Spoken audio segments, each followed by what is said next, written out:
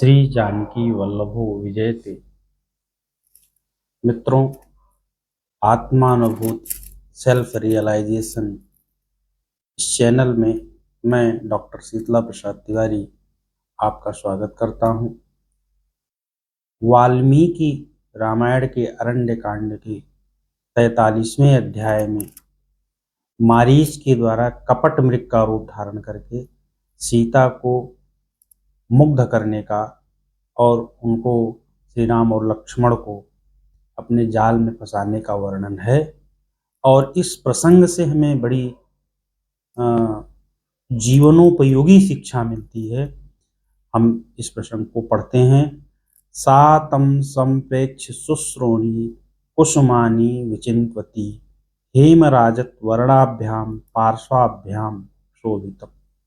सा माने वह सीता, तम माने उस, हेमराजत वर्णाभ्याम स्वर्ण और चांदी के वर्ण से जिसके पार्श्व भाग दोनों किनारे सुशोभित थे, उसको देख करके जो फूलों को चुन रही थी उस समय प्रहष्टा बहुत प्रसन्न हुई। चानवद्यांगी मृष्ट हाटक वर्णनी। तो सीता के सौंदर्य के वर्णन के लिए शब्द आए हैं अनवद्यांगी और मृष्ट हाटक वर्णनी। तो मृष्ट हाटक मतलब शुद्ध सोने के वर्ण के समान जिनका वर्ण था। तो ऐसी सीता ने भरतारम चक्रंद लक्ष्मणम चैव सायुधम, अस्त्र शस्त्र के साथ अपने पति और लक्ष्मण को बुलाया। तो उनके मन में उस मृग को देख करके लोभ उत्पन्न हो गया, विस्मय उत्पन्न हो गया। ये बहुत सुंदर मृग है, इसीलिए उन्होंने अपने पति और अपने देवर लक्ष्मण को बुलाया। लेकिन लक्ष्मण के मन में लोभ नहीं था।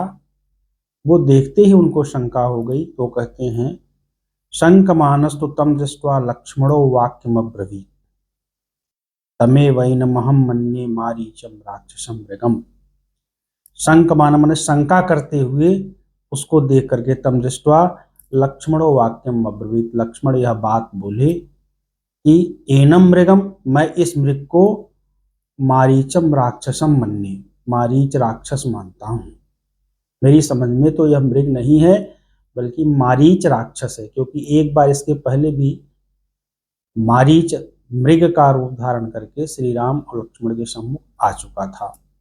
चरंतो मृगयाम हृष्टा पापेनोपाधिना वने अनेन निहता राम राजानः काम रूपिणा। हे राम, इसने वन में शिकार खेलने वाले मृगयाम चरंतः अनेक राजाना, अनेक राजाओं को एक काम रूपिणा, मतलब ये जो काम रूपी है अर्थात इच्छाधारी है इस मृग के द्वारा, राक्षस के द्वारा अनेक राजा मारे गए इस पापी के द्वारा। अस्य माया विदो माया मृग रूप मिदम कृतम। यह और कुछ नहीं बल्कि इस मायावी की माया है जो इसने मृग का रूप धारण किया है। भानुमत पुरुष व्याघ्रम गंधर्व पुरुष निभम। हे पुरुष व्याघ्र श्री रामचंद्र जी, ये गंधर्वपुर के समान जो इसकी शोभा दिख रही है यह वास्तविक नहीं है बल्कि माया है। मृगो हे एवं विधो रत्न विचित्तो नास्ति राघव। हे राघव श्री रामचंद्र जी, इस प्रकार का रत्नमय विचित्र मृग जो है वो नहीं है। जगत्याम जगती नाथ, हे जगती नाथ, संसार के नाथ, संसार में इस प्रकार का मृग नहीं है। माया ऐसा ही न संशय, यह माया ही है, इसमें कोई संशय नहीं है। इस प्रकार लक्ष्मण ने स्पष्ट रूप से बता दिया कि ये माया मृग है, वास्तविक मृग नहीं है। लेकिन जब हमारे हृदय में लोभ की प्रवृत्ति बहुत अधिक होती है तो हम संयम की प्रवृत्ति की बात नहीं सुनते हैं। वही हुआ। तो लक्ष्मण ने जब इस प्रकार की बात कही तो सीता ने उनको रोकते हुए क्या कहा कि देखिए, एवं ब्रुवाणम काकुस्थम प्रतिवार्य सुचिस्मिता। इस प्रकार बोलते हुए लक्ष्मण को बोलते हुए रोक करके, प्रतिवार में रोक करके, सुचिस्मिता माने पवित्र स्मित वाली, उवाच सीता संहृष्टा छद्मना हृच्चेतना।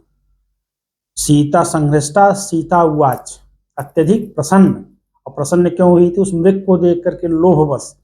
तो अत्यधिक प्रसन्न सीता बोली। और कैसी सीता? छद्मना हृत चेतना, छल से जिनकी चेतना हर ली गई। जब चेतना हर ली जाती है तो वस्तु स्थिति का बोध नहीं होता है, बल्कि भ्रम का बोध, भ्रम होता है। जहाँ जो नहीं होता वहाँ उसकी स्थिति का बोध होने लगता है। जैसे इनको माया मृग में मृग का बोध होने लगा, उसी तरह से आर्यपुत्राभिरामो सो मृगो मृगो हरत मे मना, कहती है आर्यपुत्र अभिरामो असौ अभिराम मृग, यह सुंदर मृग मे मन हरत, मेरे मन को हर ले रहा है। आनयेनम महाबाहो क्रीडार्थम नो भविष्यति, ये महाबाहो इसको ले आओ, एनम आनय, इसको ले आओ, नो क्रीडार्थम भविष्यति, यह हमारी क्रीड़ा के लिए होगा, अर्थात हम इससे खेलेंगे। और फिर आगे ये भी कहती हैं कि काम वृत्तमिदम रौद्रम स्त्रीणाम असदृशम मतम, स्त्रीणाम इदम काम वृत्तम, स्त्रियों का इस प्रकार से स्वेच्छाचार, किसी चीज को देख करके लुब्ध हो जाना, वो रौद्रम असदृशम मतम, भयंकर और अनुचित माना गया है। लेकिन फिर आगे भी कहती हैं कि बवसा तस्य सत्वस्य विस्मयो जनितो ममा, लेकिन इस जीव के अर्थात इस मृग के शरीर के द्वारा, सुंदर शरीर के द्वारा मेरे मन में विस्मय उत्पन्न हो गया, अर्थात लोभ उत्पन्न हो गया, मैं अपने आप को रोक नहीं पा रही। इतना मृग इतना ये सुंदर है। दोनों बातें कह रही, नीत की भी बात कह रही हैं और अपने मन में जो उनका लोभ की प्रवृत्ति है उसको भी बता रही हैं। तो यहाँ पर सीखने की चीज है कि लोभ के वशीभूत होकर के हमें नीत की बात को नहीं भूलना चाहिए, नहीं तो आगे हम जाके फंस जाते हैं, वो हमारे लिए संकट का कारण होता है।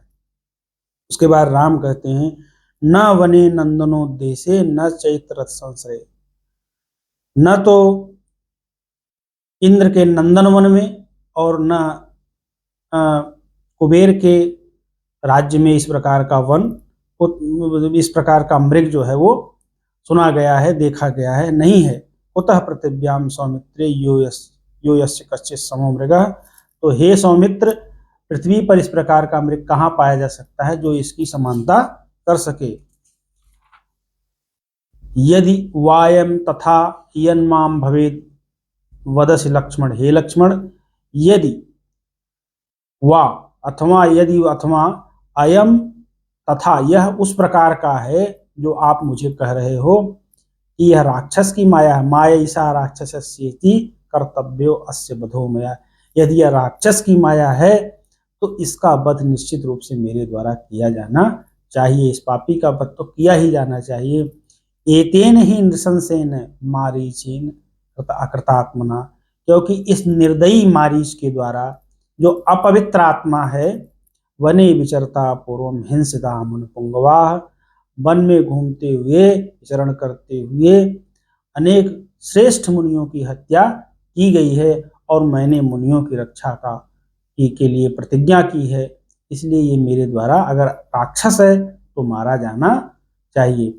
इस प्रकार से सीता, लक्ष्मण और राम तीनों का जो परस्पर वार्तालाप है उससे हमें बहुत सी सारी चीजें सीखने को मिलती हैं कि जब कोई असामान्य लाभ हमको दिखाई दे, कोई हमें असामान्य लाभ के लिए का प्रलोभन दे, तो वहाँ विशेष सतर्कता और सावधानी की आवश्यकता होती है, क्योंकि जिसको भी शोषण करना रहता है, जो भी जाल बिछाता है, पहले वह असामान्य लाभ दिखाता है।